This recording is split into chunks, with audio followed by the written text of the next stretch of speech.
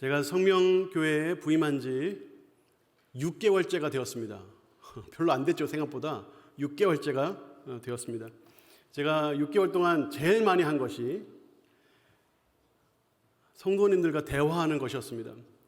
시무 장로님들하고는 부지기수로 대화를 나눴고, 원로 장로님들 모시고 말씀 나누고, 은퇴 장로님들 모시고 말씀 나누고, 권사님들 모셔서 말씀 나누고, 안수 집사님 모셔서 말씀 나누고, 또 필요한 각 부서나 또 위원회 함께 대화 나누고 하면서 많은 성도들과 이야기를 나누었고, 또 저한테 찾아오셔서 말씀해 주시는 분들도 많았습니다. 제가 우리 성도님들께 여기 와서 지금 6개월째 접어들 때까지 제일 많이 들은 말 뭐였을까요? 제일 많이 들은 말, 잘생겼다라고 생각하시는데 그건 두 번째였습니다. 제일 많이 들은 말이 있어요. 제가 제일 많이 들은 말 뭐였을까요? 기대가 많이 됩니다. 이런 말씀 많이 하시더라고요. 참 어려울 때 오셨는데 기대가 큽니다. 구체적으로 뭘 기대하신다는 걸까요? 구체적으로 뭘 여러분들은 저한테 뭘 기대하세요? 구체적으로 숫자더라고요. 숫자. 과거에 성명교회가 가장 부흥했을 그때로 회복시켜 주십시오 하는 말씀을 저한테 제일 많이 하셨어요. 아마 대부분의 직접 말은 안 하셔도 아마 바라시는 것 중에, 저에게 바라시는 것 중에 아마 방금 제가 말씀드린 그 숫자에 대한 부분은 아마 다 있지 않을까 생각됩니다. 그렇겠죠. 제가 여기 와서 새로 담임 목사가 왔는데 교회가 아무 변화도 없고 사람 수도 하나도 늘지 않고, 그러면 아마 여러분도 힘들고 아마 저도 힘들 거예요. 여러분의 바람도 그렇지만 제 바람도 마찬가지입니다. 저도 그 부분에 대해서 누구보다 신경을 많이 쓰고 또 많이 생각합니다. 교인 수가 늘고 있는지, 교인 수가 줄어들고 있는지, 늘고 있다면 왜 늘고 있는지, 줄어들었다면 왜 줄어들었는지, 느는 것이 하나님의 뜻인지, 줄어드는 것이 하나님의 뜻인지, 성명교회가 바른 길, 바른 방향으로 가려면 어떻게 해야 되는지 계속 질문을 던지고 답을 계속 찾아가는 일, 그거 제가 하는 일입니다. 제가 작년 2021년도 8월 달에 왔는데 그때까지 통계를 보고 또 지금 요즘의 통계를 보면 그래도 조금 늘었다 하는 것이 그 수치에 나옵니다. 8월 이전에 평균 출석수와 또 8월 이후의 출석수를 보면 평균적으로 7, 80명 정도가 늘었고 계속 늘고 있습니다.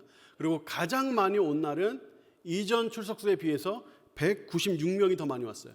그러니까 계속 교회가 성장하고 있으면 참 감사한 일이고, 저에게는 만족스럽다 말할 수는 없지만 그래도 마음에 안도가 되는 일이고, 또 하나님께서 베푸신 복이다 생각하며 주님께 감사할 만한 일입니다. 여기서 제가 여러분에게 아주 중요한 질문 하나 드리려고 그래요. 정확히 말하면 두 개인데 한번 여러분도 이 답에 한번 답해 보십시오. 교회는 반드시 성장해야 하는가? 여러분, 교회는 반드시 성장해야 합니까? 또 교회는 반드시 큰 교회여야 하는가? 여러분, 교회는 반드시 큰 교회여야 합니까? 여러분, 여기에 대해서 어떻게 여러분의 생각대로 말씀하실 수도 있지만 성경적인 대답은 뭘까요? 우리는 이 문제의 답을 얻기 위해서 성경을 잘 들여다봐야 됩니다. 교회가 뭔가? 여러분, 교회가 뭐라고 생각하세요? 교회는 어떤 모습이어야 합니까? 어떤 모습이 참된 교회라고 말할 수 있습니까? 사람들마다 생각이 다 다를 수 있어요. 근데 그러면 우리가 해야 되는 것이 원본 교회, 예수께서 세우신 교회, 그 원본으로 가봐야 되겠죠. 예수께서 말씀하신 그 교회는 무엇인가? 마태복음 16장 18절 말씀 보시면, 또 내가 내게 이르노니 너는 베드로라, 내가 이 반석 위에 내 교회를 세우리니 음부의 권세가 이기지 못하리라. 여기 보면 반석 위에 교회를 세운다고 했습니다. 반석은 평평하고 큰 돌을 말합니다. 든든한 기초를 말합니다. 든든한 기초 위에 교회를 세우겠다고 하셨어요. 이미 이 든든한 기초가 무엇인가? 문맥상 그 바로 앞절에 있는 16절입니다. 시몬 베드로가 대답하여 이르되 주는 그리스도시요 살아계신 하나님의 아들이시니이다. 베드로가 말한 이 신앙 고백 위에 교회를 세우겠다라고 말씀하셨습니다. 그러니까 교회가 에클레시아, 부름받은 자라는 뜻을 가지고 있는 것을 생각하면 교회란 이렇게 정의할 수 있습니다. 세상에서 부름을 받아 예수 그리스도를 주로 고백하는 사람들의 모임. 여러분, 교회는 건물이 아닙니다. 교회는 사람들의 모임입니다. 그러니까 여러분들이 교회예요. 여러분들이 세상에서 부름받았고 예수를 믿어 주로 시인한다면 여러분이 바로 교회입니다. 그것이 바로 교회입니다. 그러면 믿는 사람들이 모여 있으면 무조건 교회인가? 그렇지는 않습니다. 종교개혁가 칼빈과 또 루터는 이렇게 말했습니다. 참된 교회는 하나님의 말씀을 제대로 가르치고 제대로 설교하는 것이다. 교회라고 해서 믿는 사람들이 모였는데 설교는 제대로 안 하고 말씀은 제대로 안 전하고 딴소리만 실컷 하고 있다. 그건 참된 교회라고 볼 수 없는 겁니다. 또 성경을 제대로 가르쳐야 되는데 성경은 반은 하나님 말씀이지만 뭐 이적이라든가 홍해를 가른다. 이건 다 그냥 신화적인 이야기야. 사실이 아니야 라고 가르치면 그것 또한 참된 교회가 아닙니다. 또 칼빈이 주장한 것이 이겁니다. 참된 교회란 성례를 바르게 시행하는 것이다. 성례라는 것은 세례와 또 성찬을 말씀하는데 이 세례와 성찬을 하나님 말씀대로 제대로 시행하고 있는가 하는 것이 참된 교회가 맞는지 아닌지를 판단한다는 기준이 되는 것입니다. 여러분들이 아마 이런 생각도 하실 거예요.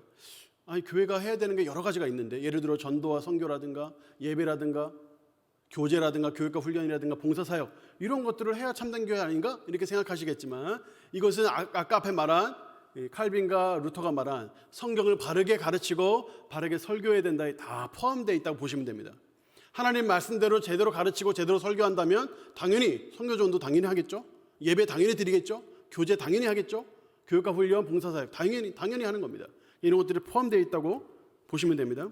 교회에 대해서 조금 더 말씀들을 살펴보겠는데 성경에 보면 교회를 비유로 말씀하셨어요. 교회에 대해 설명하려고 그러면 두꺼운 책 여러 권이 나올 정도로 할 말이 정말 많은데 이것을 일반 백성들에게 예수께서 또 사도 바울이 제대로 잘 설명하기 위해서 비유적인 표현을 사용했습니다. 첫 번째로 성경은 교회를 가족으로 비유합니다. 고린도전서 5장 1, 2절 말씀 보십시오. 늙은이를 꾸짖지 말고 권하되 아버지에게 하듯하며 젊은이에게 형제에게 하듯하고 늙은 여자에게는 어머니에게 하듯 젊은 여자에게는 자매에게 하듯하라. 그러니까 이 말은 교회 안에 가족이라는 겁니다. 교회는 다 가족이라는 겁니다. 해서 이런 말이 나오는 거예요. 교회는 큰 가정, 가정은 작은 교회. 여러분 이해되세요? 교회가 가족이니까 큰 가정이고 또 가정은 믿는 사람들이 또 모여 있으면 그것도 작은 교회라는 겁니다. 이런 문구가 나오는 거예요. 또 교회를 포도나무로 비유하기도 합니다. 예수께서 요한복음 15장 5절에 나는 포도나무여 너희는 가지라 그가 내 안에 내가 그 안에 거하면 사람이 열매를 많이 맺나니 나를 떠나서는 너희가 아무것도 할 수 없습니다. 예수께서 포도나무가 되시고 우리가 다 가지가 되는데 그 가지에 붙어있는 모양 그것이 바로 믿는 자들의 모임이고 그게 바로 교회라는 것입니다. 또 교회를 그리스도의 몸으로 비유하기도 합니다. 고린도전서 12장 27절 너희는 그리스도의 몸이요 지체의 각 부분이라. 에베소서 말씀도 보십시오. 1장 22, 23절 또 만물을 그 발 아래 복종하게 하시고 그를 예수님이죠. 예수님을 만물 위에 교회의 머리로 삼으셨어요. 예수님께서 만물 위에 교회의 머리가 되십니다. 또 23절 교회는 그의 몸이니 우리 모든 믿는 자들의 모임이 바로 예수 그리스도의 몸이라는 겁니다. 그래서 만물 안에서 만물을 충만하게 하시는 이의 충만함이니라. 예수님께 딱 붙어있고 예수님과 한 몸을 이루고 있으면 만물의 충만함 되신 예수의 그 충만함이 교회에 가득할 것이다 하는 말씀입니다. 그런데 이 몸이 그대로 있냐? 아닙니다. 움직입니다. 어떻게 움직이나요? 자라면서 움직입니다. 에베소서 4장 15절 말씀 자 같이 한번 읽어볼까요? 에베소서 4장 15절 말씀입니다.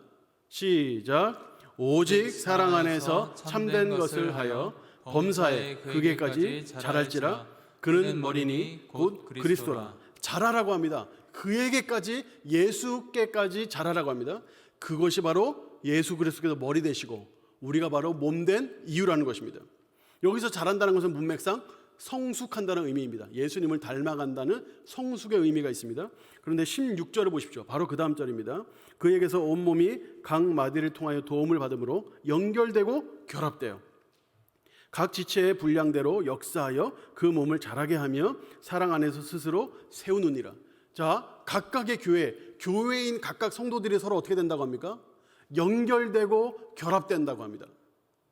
이 이미지는 연결되고 결합되면서 확장해 나가는 이 이미지는 숫자적 성장을 의미합니다. 믿는 사람이 혼자 있지 않아요. 다른 사람과 연결됩니다. 교회 안에서도 연결되지만 교회 밖에서도 믿지 않는 사람들과 연결되는 겁니다. 연결되고 결합되고 해서 점점 더 숫자가 모여 큰 교회를 이루는 모양, 그런 모양을 말씀하고 있어요. 그래서 그 몸을 자라게 하며라고 했죠. 그 몸을 자라게 하며. 그래서 숫자적인 의미를 가지고 있습니다. 그러고 보면 아까 교회를 가정이라고 했는데 가정도 숫자가 늘어납니다. 결혼도 하고 출산도 하면서 늘어나죠. 그래야 그 가정이 점점 더 커지고 더 행복한 가정 되는 거 아니겠습니까? 또 포도나무도 어떻게 되죠? 그것 또한 그 숫자가 늘어납니다. 시간이 지나면 지날수록 또 튼튼한 포도나무면 포도나무일수록 가지가 점점 더 많아지는 거, 더 많은 열매를 맺는 것, 당연한 일입니다. 당연한 일. 예수께서 교회를 비유하실 때 이와 같이 자라는 모양, 성장하는 모양, 숫자가 늘어나는 모양으로 비유하셨다는 사실은 굉장히 중요합니다. 정리를 좀 해보겠습니다. 자, 교회는 무엇인가? 교회는 예수 그리스도를 믿는 자들의 모임입니다. 여러분들이 교회입니다. 교회는 반드시 하나님 말씀을 바르게 선포해야 하고 바르게 가르쳐야 합니다. 그리고 바른 성례, 세례와 성찬을 시행해야 하는데 그 안에 전도와 선교나 예배, 교제, 교육과 훈련, 봉사사역이 다 들어가 있는 것입니다. 그래서 교회는 가족으로 비유되고 포도나무로 비유되고 그리스도의 몸으로 비유됩니다. 여기서의 특징은 커지고 늘어난다는 것입니다. 이것이 바로 이 비유의 특징입니다. 교회가 미숙할 수 있습니다. 교회가 실수할 수 있습니다. 교회가 실수하고 미숙하다고 해서 교회가 아닌 거 아닙니다. 미숙해도 참된 교회가 될 수 있어요. 그런데 성숙하지 않고 있다? 예수님을 닮아가지 않고 있다? 그럼 참된 교회로 보기 어려운 것입니다. 숫자적으로도 늘어나고 있어야 합니다. 당연히 그렇겠죠. 우리가 주변에 정말 참된 하나님 말씀을 우리가 믿고 그 말씀의 그 사랑의 말씀을 정말 우리가 안다면 그 말씀에 순종할 것입니다. 주변에 복음을 전할 것이고 사랑을 나눌 것이고 힘든 사람에게 손을 내밀 것이고 그들은 예수님 믿게 될 것이고 우리와 연결되고 결합될 것이고 교회에 오게 될 것이고 그럼 당연히 늘어나는 것이죠. 물론 예외의 경우도 있습니다. 예를 들어 골짜기, 시골 완전 골짜기에 있는 마을에 젊은 사람들은 계속 빠져나가는 분위기 속에서 그 교회가 숫자적으로 성장하지 않는다고 해서 그 교회가 참된 교회가 아니라고 말할 수는 없겠죠. 그런데 분명히 그들 또한 매일매일 예수님을 닮아가야 하고 있어야 될 겁니다. 게다가 또 주변에 분명히 믿지 않는 사람들이 있을 테니까 그런 사람들에게도 계속 복음을 전하는 삶을 살아야 되겠죠. 그렇게 할 때에 그 교회가 참된 교회라고 할 수 있는 것입니다. 대구 성명교회는 시골 골짜기에 있습니까? 그렇지 않죠. 도심 한가운데 있습니다. 우리 성명교회는 대구 한복판에 있습니다. 그러니 우리 주변에는 믿는 사람보다 안 믿는 사람이 더 많습니다. 정말 우리가 참된 교회고 예수님을 닮아가고 있고 하나님의 말씀을 제대로 실천하고 있고 성례를 바르게 시행하고 있고 선교 전도부터 시작해서 봉사사역까지 귀한 사역을 계속 우리가 감당하고 있다면 성명교회는 마땅히 자연스럽게 숫자가 늘어날 수밖에 없습니다. 숫자가 전부는 아닙니다. 아까도 말씀드렸다시피 여러 가지 경우의 수가 있기 때문에 숫자 하나만 가지고 교회 건강도를 체크할 수는 없습니다. 하지만 무관하지도 않습니다. 그럼 한번 질문에 답해 보겠습니다. 그럼 교회는 반드시 성장해야 하는가? 교회는 반드시 성숙해야만 합니다. 숫자적으로도 자연스럽게 성장하게 되어 있습니다. 교회가 성숙하다면 하나님 말씀을 점점 더 열심히 믿고 그 말씀대로 점점 더 열심히 살다 보면 자연스럽게 숫자적인 성장으로 이어지는 것이고 그것은 성경적입니다. 두 번째, 교회는 반드시 큰 교회여야 하는가? 아니요, 큰 교회일 필요는 없습니다. 작은 교회도 교회가 될 수 있습니다.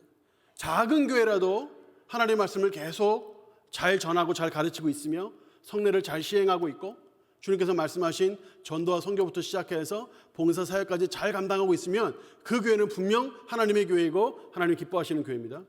그런데 그 교회가 만약에 성숙하지 않고 있고 성장하지 않고 있다면 한번 생각해 봐야 되겠죠. 과연 참된 교회가 맞는가? 하나님의 말씀을 바르게 가르치고 있는가? 돌아보아야 할 것입니다. 숫자적인 성장은 자연스러운 결과입니다. 이제 우리는 우리의 건강을 좀 체크해 봐야 될 필요가 있습니다. 여러분의 영적 상태, 여러분들이 교회니까, 여러분들이 각 사람이 각 교회로서 한번 스스로를 한번 체크해 보십시오.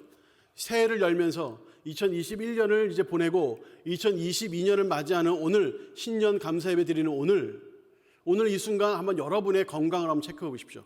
나는 과연 2022년도 얼마나 더 풍성한 포도나무의 가지로서 열매를 맺을 것인지, 또 교회로서 얼마나 더 많은 사람들과 주의 복을 나눌 것인지 한번 생각해 봐야 되겠습니다. 기준은 딱 두 가지입니다.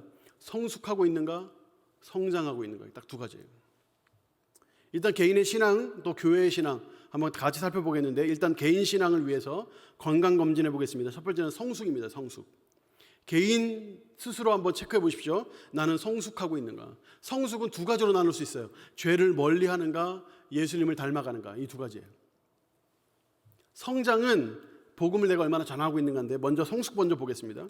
성숙, 나는 과연 예수님 믿은 이후에 죄와 멀어지고 있는가.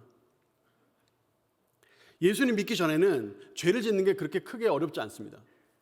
쉽게 짓습니다. 뭐 사람이 그럴 수 있지. 그리고 마음대로 막 짓는 거예요.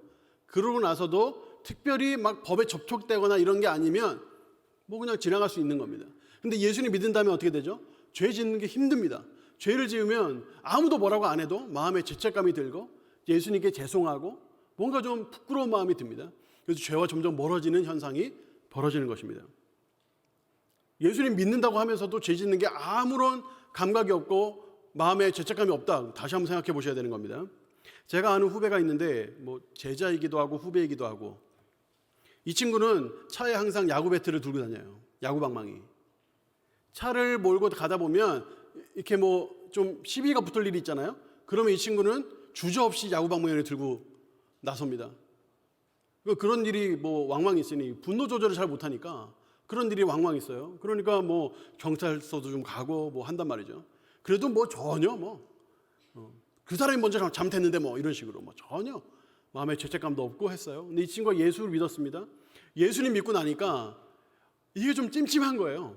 자기가 막 화를 내고 나면 그게 힘든 거예요. 마음에 좀 너무 좀 죄책감도 들고, 마음이 뭔가 슬픈 마음도 좀 들고 죄송한 마음도 들고 막 그럽니다.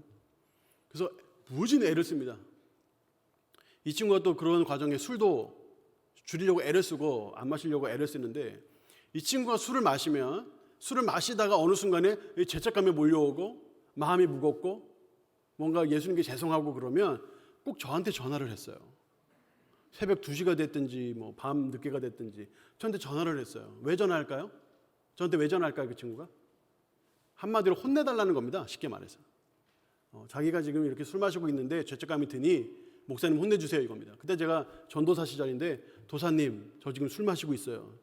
혼내달라는 거죠. 엄청 혼냅니다. 뭐 새벽이고 밤이고 뭐 없어요. 무조건 막 혼내고, 어떨 때는 쫓아가가지고 혼내기도 하고 막 혼내는 거예요. 그 괄괄하고 그 덩치 큰 애가 가만히 듣고 있습니다. 그래서 도사님 죄송합니다. 제가 다시는 안 마시겠습니다. 그러면서 또 마셔요 또. 근데 이제 그런 과정을 반복을 하는 겁니다. 그러면서 술 마시는 횟수를 줄여나가요. 화내는 횟수를 줄여나가요. 그래서 제가 한번 물었어요. 너 아직도 야구 배트 들고 다니냐? 들고 다닌대요. 야, 그거 왜 들고 다니냐? 근데 이 친구가 말이 그래요. 자기가 야구 배트를 들고 다니는 게 죄를 짓지 않는데 도움이 된다는 거예요. 그래서 뭔 소리냐 그랬더니, 자기가 정말 끝까지 화가 나가지고 더 이상 참을 수 없을 때 그때 야구 배트를 들어야 되겠다 라고 생각하고 항상 야구 배트 들고 다닌대요. 그래서 그때까지 올 때까지는 무조건 참아야 돼. 정말 본인이 정말 못 참을 때까지, 화가 날 때 그 전까지는 어떻게든 참아야 되니까 야구 배트를 들고 다니는 게 도움이 된다는 겁니다. 여러분, 이 말이 이해가 되세요? 전 아직도 이해가 안 돼요, 그 말이. 전 사실 알아듣는 척 했어요. 아, 그렇구나. 이해되는 척은 했는데 사실 이해가 아직도 안 돼요. 그러고서 10년이 지났습니다. 지금도 야구 배트 들고 다닐까요? 지금은 안 들고 다녀요. 지금은 안 들고 다녀요. 왜요? 죄를 안 짓는 것이 습관이 됐어요. 화를 낸 다음에 죄책감에, 여러 가지 마음의 어려움에, 또 목사님도 혼나고, 이런 과정이 너무 괴로운 거예요. 차라리 화를 참고 말지, 괜히 화냈다가 괜히 그렇게 힘든 과정을 거치는 게 너무너무 힘든 거예요. 그리고 성령께서 죄를 이길 힘을 주십니다. 그리고 죄를 점점 더 안 짓게 되는 겁니다. 술도 점점 더 안 먹게 되고. 이 친구가 굉장히 리더십이 있어요. 근데 거기에 분노 조절을 하죠. 게다가 후천적으로 자기가 예수님을 조금씩 닮아가면서 부드러움이 조금씩 자신의 삶에 이렇게 들어오는 거예요. 굉장한 리더십을 가지더라고요. 그렇게 되니까. 안 그래도 막 그렇게 막 뭘 하면 막 물불을 안 가리던 애가 그렇게 분노 조절할 줄 알고 부드러움도 좀 갖게 되고 이렇게 되니까 굉장히 많은 사람이 따르는 아주 훌륭한 리더가 되더라고요. 여러분, 이것이 바로 변화입니다. 예수님 믿으면 죄를 점점 안 짓게 되는 것이 정상이에요. 몇몇 분들이 이렇게 오해하시더라고요. 나이 들어서 성질이 죽었다. 여러분, 주변을 잘 보세요. 나이가 들어도 성질 안 죽는 분들은 끝까지 안 죽으셔요. 나이 때문에 성질 죽는 거 아닙니다. 예수님 믿고 예수님을 따르고 죄를 범하지 않으려고 애를 쓰고 내 마음의 양심이 또 신앙이 계속 그 부분을 자극을 하고 하다 보면 또 성령께서 죄를 이길 힘을 주시고 하면 이 죄로부터 점점점 멀어지는 거예요. 어떤 분들은 이렇게 말해요. 목사님, 사람이 어떻게 죄를 안 짓고 살 수 있습니까? 죄 짓는 게 당연하죠, 사람이. 이렇게 말하는데 여러분, 로마서 6장 14, 15절을 보세요. 죄가 너희를 주장하지 못하리니라고 했어요. 죄가 우리를 주장하는 것은 절대 정상이 아닙니다. 15절 말씀도 보세요. 죄를 지으리요? 그럴 수 없느니라라고 했어요. 죄를 지으리요? 그럴 수 없어요. 우리는 완벽하게 죄를 안 지을 수도 없지만 그렇다고 죄 짓는 게 정상인 사람도 아니에요. 우리는 이미 구원받았지만 아직 구원받지 못한 상태 가운데 있어요. 우리는 이미 죄를 이겼지만 아직 죄를 완벽히 이기지 못한 상태에 있습니다. 그 사이에 끼어 있는 거예요. 우리는 이 땅에 살면서 완벽하게 거룩할 수도 없지만 동시에 죄 짓는 게 정상인 삶도 아니에요. 우리는 끊임없이 죄와 싸우는 삶을 삽니다. 이게 바로 내가 지금 건강한가 하는 것을 보여주는 중요한 척도가 됩니다. 여러분, 스스로 한번 체크해 보세요. 내가 짓던 죄를 지금 안 짓고 있는지. 계속 짓고 있으면 여러분, 건강에 체크가 필요한 상황인 겁니다. 두 번째, 성숙에 있어서 예수님을 닮아가는 것이 있어요. 예수님을 닮아가야 합니다. 죄를 안 짓는 것을 뛰어넘어 예수님을 닮아가야 합니다. 이건 아주 쉬워요. 여러분들이 재작년에 또 작년에 또 금년에 여러분 자신을 돌아보면 내가 얼마나 변했나 생각해보면 금방 나오죠. 하나님 말씀을 꾸준히 먹고 기도를 통해 꾸준히 주님과 교제하고 또 하나님 말씀에 따라 순종하면서 복과 은혜를 누리는 사람은 점점점 예수님을 닮아가게 되어 있습니다. 그런데 전혀 이런 거 없이 제대로 먹지도 않아요. 제대로 숨쉬지도 않아요. 제대로 교제도 안 해요. 이렇게 하면 신앙이 성장할래야 성장할 수가 없죠. 신앙이 있어도 성장을 못합니다. 예수님을 닮아갈 수 없습니다. 그러니까 성령의 9가지 열매를 잘 기억해 보세요. 사랑과 희락과 화평과 오래 참과 자비와 양성과 충성과 온유와 절제, 이런 것들을 잘 생각해 보면 나는 이 덕목에서 얼마나 발전했나, 얼마나 성장했나 보면 예수님을 얼마나 닮아갔나 확인해 볼 수 있습니다. 첫 번째는 성숙이었어요. 두 번째는 성장입니다. 여러분, 개인 신앙의 성장을 생각해 보세요. 성장이라는 것은 내가 얼마나 많은 사람들과 연결되어 있고 그들에게 복음을 전하고 있는가, 삶에 좋은 영향력을 흘려보내고 있는가입니다. 여러분들 한번 생각해 보세요. 나는 얼마나 많은 사람들과 연결되어 있는가, 얼마나 많은 사람들에게 선한 영향력을 끼치고 있는가. 우리 교회 성도 중에 한 분이 오래간만에 예전에 같이 근무했던 직장 동료로부터 연락을 받았어요. 코로나가 길어지면서 뭐 특별히 힘든 게 있거나 뭐 어려운 게 있는 건 아니지만 코로나가 길어지면서 어느 순간 교회를 가고 싶다 하는 생각이 들었다는 거예요. 그러면서 이 성도님에게 전화를 한 겁니다. 그래서 왜 나한테 전화했을까 물었더니 그분 하는 말이 같은 직장에서 일할 때 일이 엄청 많고 엄청 힘들고 어려운데 자기는 정말 힘들어 죽겠는데 그 성도는 굉장히 즐겁게 일하더라는 거예요. 일이 없는 게 아니고 일이 많고 힘든데 일을 도맡아 하기도 하는데 그 일이 굉장히 즐거워 보이더라는 거예요. 그래서 어떻게 그렇게 즐거울 수 있나 물었는데 이런저런 대화하던 중에 그 성도가 신앙의 힘이 크다라는 말을 하면서 예수님에 대해 이렇게 전한 거예요. 그게 그때 당장에는 그때 당장 열매를 맺지 못했지만 둘 다 그 직장을 그만두고 따로따로 일하고 있는데 생각해 보니 그때 생각이 나는 겁니다. 그래서 연락을 해서 교회를 가고 싶다. 어떻게 교회를 가면 좋겠냐. 우리 성명교회로 모시고 싶었으나 집이 경산이에요.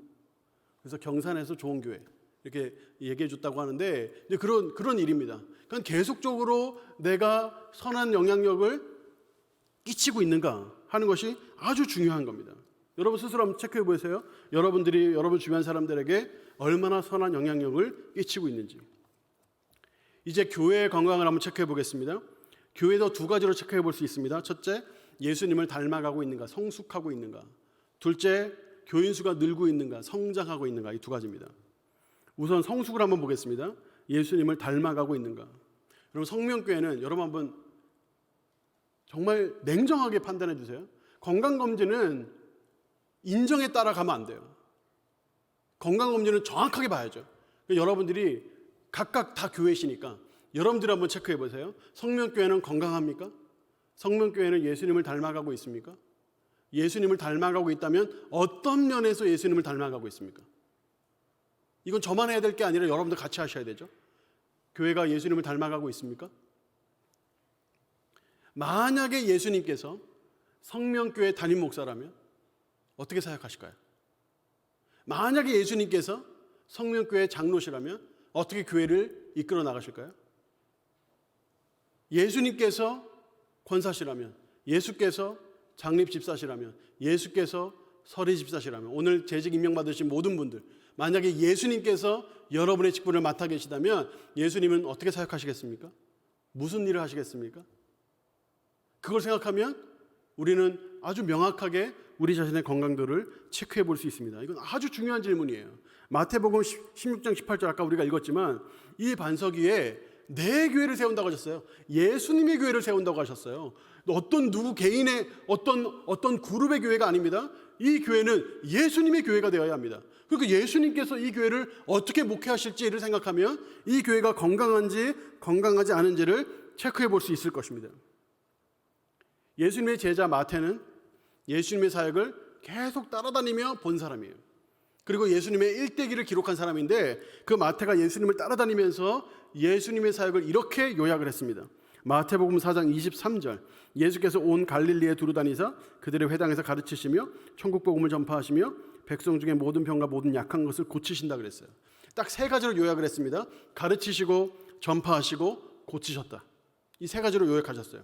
근데 이렇게 마태가 요약한 이후에 9장 35절에서 다시 한번 예수님의 사역을 요약하는데 똑같은 말씀이 반복이 됩니다. 근데 뭐가 달라지냐면 그전에는 온 갈릴리라고 했는데 이번에는 모든 도시와 모든 마을이라고 했습니다. 예수께서 모든 도시와 마을에 두루 다니사 그들의 회당에서 가르치시며 천국 복음을 전파하시며 모든 병과 모든 약한 것을 고치시니라. 이게 바로 예수님께서 하신 사역입니다. 만약에 예수님께서 지금 이 시대의 성명교회 담임 목사로 계신다면 분명 예수님은 이 사역을 하실 것입니다. 천국 복음을 전해서 그 사람들, 죽었던 자들, 사망에 처할 수밖에 없는 자들을, 허물과 죄로 또 죽었던 그들을 살리실 것입니다.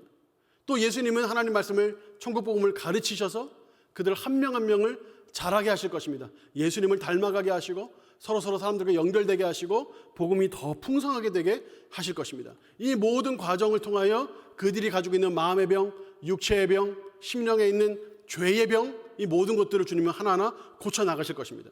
이게 바로 예수님께서 이때 당시 하신 사역이고 우리에게 위임하신 사역입니다. 이거를 우리가 그래서 잘 기억하는 게 중요해요. 여러분 마음판에 새기고 여러분의 뇌리에 딱 박히게 하는 게 중요합니다. 이 말씀이 우리를 건강하게 만들고 이 말씀이 성명교회를 건강하게 만들 거예요. 여러분 이 말씀을 잘 기억해야 합니다. 근데 이 말씀을 암송하기에는 좀 길어요. 그래서 이 말씀을 다시 쉽게 바꾸고 논리적인 순서를 다시 배열해서 한번 이렇게 외워보겠습니다. 예수님께서 천국 복음을 전해서 일단 살려야 되니까, 살려야 성장을 하잖아요. 살지 않았는데 어떻게 성장을 하겠습니까? 살린 거, 복음을 전해서 살리고 먼저, 그리고 하나님 말씀을 가르쳐서 성장하게 하는 건 키우는 거니까 키우고, 그리고 그 모든 과정에 그들의 마음의 병, 육체의 병, 죄로부터 병든 몸과 마음 하나님 고치시니까 고치고, 그래서 복음으로 사람을 살리고 키우고 고친다라고 요약할 수 있어요. 여러분 한번 왼쪽에 한번 현수막 한번 보시겠어요? 혹시 위치상 안 보이시는 분들은 앞에 자막 띄워드릴 테니까 자막 보시면 돼요. 여기 보시면 복음으로 사람을 살리고 키우고 고치는 교회라고 되어 있죠. 같이 한번 읽어보겠습니다. 복음으로 시작. 복음으로 사람을 살리고 키우고 고치는 교회. 여러분, 이것은 성명교회의 사명입니다. 미션입니다. 이거는 매년 바뀌는 거 아니에요. 여러분, 이거는 성명교회가 존재하는 한 예수님께서 이 땅에 오시기 직전까지라도 우리는 저 사명을 따라갈 것입니다. 예수께서 바로 저렇게 사역하셨어요. 천국 복음을 전해서 사람을 살리고 키우고 고치는 사역을 하셨습니다. 이제 두 번째 보겠습니다. 교회의 건강 문제 두 번째, 성장하고 있는가. 성장은 한마디로 교인수입니다. 교인수가 늘고 있는가? 여러분, 매주 체크하고 매주 확인하고 어떻게 생각하세요? 당연하지라고 생각하는 분들도 계시겠지만 몇몇 분들은 너무 좀 세속적인 거 아닌가? 교회가 커지고 성도 많아지는 거 너무 집착하는 거 좀 너무 보기 안 좋던데. 여러분, 저도 어떤 면에서 너무 숫자 가지고 이렇게 하는 거 별로 보기 안 좋다고 생각해요. 저도. 그런데 그렇다고 숫자가 안 중요합니까? 아니요. 엄청 중요합니다. 제가 양심의 손을 얹고 말할 수 있어요. 제가 우리 사역자들에게 오늘 교인수 몇 명 왔느냐, 왜 이거밖에 안 왔느냐 하고 쫀 적이 한 번도 없어요. 제가 한 번도 뭐라고 한 적이 없습니다. 하지만 저는 저 스스로 계속 체크하고 저 스스로 계속 자극을 합니다. 제가 숫자 가지고 한 번도 얘기한 적 없지만 제 방에는 8월 달부터 시작해가지고 교인 수가 다 붙어 있습니다. 매주마다 통계가 다 붙어 있습니다. 저는 그거 수시로 봅니다. 수시로 보면서 늘고 있는지, 왜 늘고 있는지, 뭐 때문에 줄어들었는지, 어떻게 해야 되는지 계속 고민하고 생각합니다. 저는 계속 그거 보고 고민하고 스트레스를 받습니다. 티모시 위트머라는 분이 있는데 목자 리더십이라는 책을 쓰셨어요. 아주 좋은 책입니다. 사역자들은 무조건 다 읽어야 되는 책인데, 이 책에 보면 티모시 위트머 이분이 미국 웨스트민스터 신학교, 미국에서도 아주 보수적인 신학교예요. 아주 보수적인 신학교. 거기에 실천 신학 교수입니다. 이분이 이 책에서 뭐라고 말했냐면, 예배 출석률이야말로 목사가 사역자가 양의 상태를 관찰할 수 있는 참고가 되는 아주 중요한 지표라고 말했습니다. 숫자 중요하다는 겁니다. 교회가 건강한지 건강하지 않은지를 체크해 볼 수 있다는 겁니다. 당연히 그렇겠죠. 교회에 잘 나오던 분이 갑자기 교회를 안 나왔습니다. 그럼 뭔가 문제가 생겼겠죠. 뭔가 집안에 문제가 있든지, 직장에 문제가 있든지, 아니면 뭔가 마음에 상처를 입었든지, 교회에 뭔가 실망했든지. 그럼 어떻게 해야 되겠습니까? 누군가는 전화해서, 누군가는 연락해서 무슨 일이 있는지, 또 힘든 건 없는지 물어야 되겠죠. 같이 아파하고 같이 기도해주고, 이게 교회죠. 그런데 빠졌는데 아무도 연락을 안 해요. 아무도 뭐라고 안 해요. 아무도 얘기를 안 해요. 그럼 그 사람 어떻게 되겠습니까? 교회에서 떨어져 나가는 거죠. 그게 그 교회가 건강하다고 말할 수 있습니까? 절대 그럴 수 없습니다. 그러니까 이 교인 수는 숫자로서 중요한 게 아니라 이 교인 수가 사람이니까, 한 명 한 명이 교회니까, 그러니까 중요한 겁니다. 제가 2030년까지 우리 교인 수 3,000명 만들겠다고 했어요. 여기 써놨어요. 3,000명. 보이세요 여기? 2030년까지 예배인은 3,000명 써놨어요. 여러분, 저 숫자가 중요하지 않아요. 3,000명 안 중요해요. 그런데 중요해요. 저 숫자가 안 중요한데 중요해요. 왜요? 하나의 기준이 되거든요. 기준. 교인 수가 늘다가 갑자기 줄어들었어요. 그럼 거기에 대해 관심을 가져야죠. 누군가는. 왜 줄었을까? 뭐가 문제였을까? 관심을 가져야죠. 교회 성도가 나오다가 갑자기 안 나온대요. 관심을 가져야죠. 왜 안 나올까? 뭐가 문제일까? 뭐가 어려울까? 교회가 뭘 도와줘야 될까? 그렇게 성숙하다 보면 자연스럽게 교회는 성장하게 되어 있습니다. 9년 남았어요. 9년 동안 3,000명 되는 건 그렇게 힘든 문제가 아니에요. 저 숫자에 도달 안 해도 괜찮아요. 근데 숫자는 중요해요. 그래도. 이 말이 이해가 되세요? 숫자가 안 중요한데 중요해요.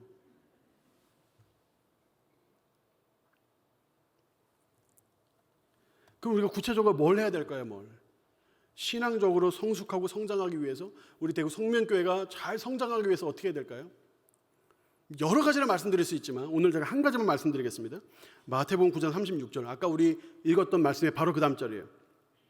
예수께서 사람을 살리고 키우고 고치는 사역을 하셨는데, 이 사람을 살리고 키우고 고치는 사역의 원동력이 뭔가, 그게 바로 36절에 나옵니다. 무리를 보시고 불쌍히 여기셨어요. 불쌍히. 왜 불쌍히 여기셨을까요? 그들이 목자 없는 양과 같아서 고생하고 기진했기 때문입니다. 여러분 우리 교회 나오다가 안 나오시는 분 있죠? 연락해야 됩니다. 왜 안 나오는지 물어야 돼요. 왜요? 불쌍히 여겨야 되니까. 목재 없는 양과 같아서 고생하고 기진하고 있으니까. 우리 주변에 안 믿는 분들에게 불쌍히 여기는 마음을 가져야 됩니다.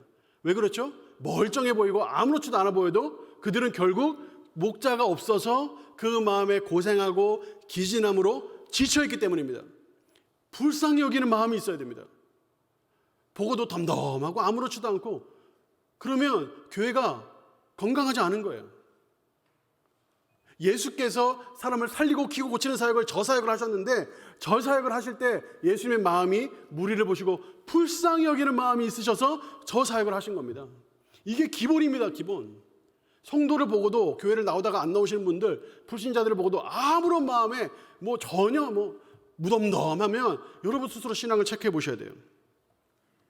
제가 여기 와서 코로나 막 심해지기 전까지는 신방 열심히 하고 또 전화도 열심히 하고 했는데 제가 가끔 전화하다가 이런 말을 들어요. 담임 목사에게 전화 받는 게 처음입니다. 이런 말씀 제가 간혹 들어요. 여러분 저는 정말 그런 교회 안 만들고 싶어요. 물론 제가 모든 성도들에게 다 전화하진 않을 거예요. 여기 성도들 중에서도 제가 전화하면 싫어하는 분들이 있어요. 제가 몇 번 전화하면 담임 목사 배준재 목사입니다 이렇게 얘기하면 무슨 일이시죠? 왜 전화하셨죠? 막 이렇게 하시는 분도 있어요. 제 전화를 다 좋아하시는 건 아니에요. 그런데 저는 제 전화가 필요하고 제 기도가 필요하고 저의 말씀 또 위로가 필요한데 제가 모르고 있어서 또는 알고 있었는데 게을러가지고 전화하는 저는 이런 교회 안 만들고 싶어요. 여러분 저 혼자 못해요. 저는 아무리 여러 군데 둘러봐도 저는 이쪽 보고 있으면 이쪽 못 보잖아요. 제 눈은 두 개밖에 안 돼요. 이쪽 보고 있으면 이쪽 못 본다고요. 여러분들이 같이 봐주셔야 돼요. 주변에 여러분 힘든 사람들 목자가 없어서 고생하고 기진하고 그런 사람 불쌍히 여기는 마음으로 봐주셔야 돼요. 그래서 여러분들이 위해서 기도해 주시고 사역자에게 알려주시고 사역자들은 그걸 다 취합해서 그중에 제가 전화하면 좋겠다는 분들 저한테 알려주시거든요. 그럼 제가 전화하고 이렇게 만들어 주셔야 돼요. 여러분 주변의 사람들을 보시고 여러분들이 불쌍히 여기는 마음을 가지셔야 합니다. 근황을 물으셔야 되고 힘들고 어려운 일이 있으면 위로를 해주셔야 되고 기도를 해주셔야 되고 마음에 풀어주셔야 돼요. 여러분 성명교회가 미래가 있습니까? 2022년도 미래가 있습니까? 과연 이 성명교회가 이 지역사회에서 하나님께서 원하시는 그 교회가 되어 주님의 사랑으로 사람을 살리고 키우고 고치는 교회가 될 수 있습니까? 그런 가능성이 여러분 보이십니까? 여러분들이 가능성입니다. 여러분들이 성숙하고 여러분들이 성장하면 성명교회는 이 땅에서 하나님 귀하게 쓰는 멋진 교회가 될 줄 믿습니다. 여러분 이 일을 위하여 우리가 여기 있습니다. 이 일을 위하여 재직들이 있습니다. 이 일을 위하여 담임 목사가 여기 왔습니다. 여러분 저한테는 이 일이 목숨을 걸 만한 일이에요. 목숨을 걸 만한 일이에요. 제가 악몽처럼 떠올리며 때때로 무서워하고 두려워하며 저 앞에 기도하는 곳이 있어요. 하나님 제가 이 교회에 와서 1년이 지나고 2년이 지나고 5년이 지나고 10년이 지났는데 아무런 변화가 없다. 만약에 그렇다 그러면 저는 정말 힘들 거예요. 제 존재 이유가 어디 있습니까 도대체 여기서? 예수께서 원하시는 사역, 복음을 전해서 사람을 살리고 키우고 고치는 그 귀한 사역, 그 귀한 사역을 감당하기 위해 제가 여기 있습니다. 이 사역을 감당하기 위해 재직들이 있습니다. 여러분들이 있습니다. 함께 동참하여 하나님께서 주시는 기업과 복된 은혜를 많이 받아 누릴 뿐만 아니라 살리고 키우고 고치는 교회, 하나님의 넘치는 복을 받아 누리고 흘려보내 살리고 키우고 고치는 교회, 그런 멋진 교회 만들게 되기를 예수님 이름으로 축복합니다. 예수께서 하신 사역도 우리가 해야 합니다. 예수께서 하신 사역 우리가 해야 됩니다. 그것은 복음으로 사람을 살리고 키우고 고치는 교회입니다.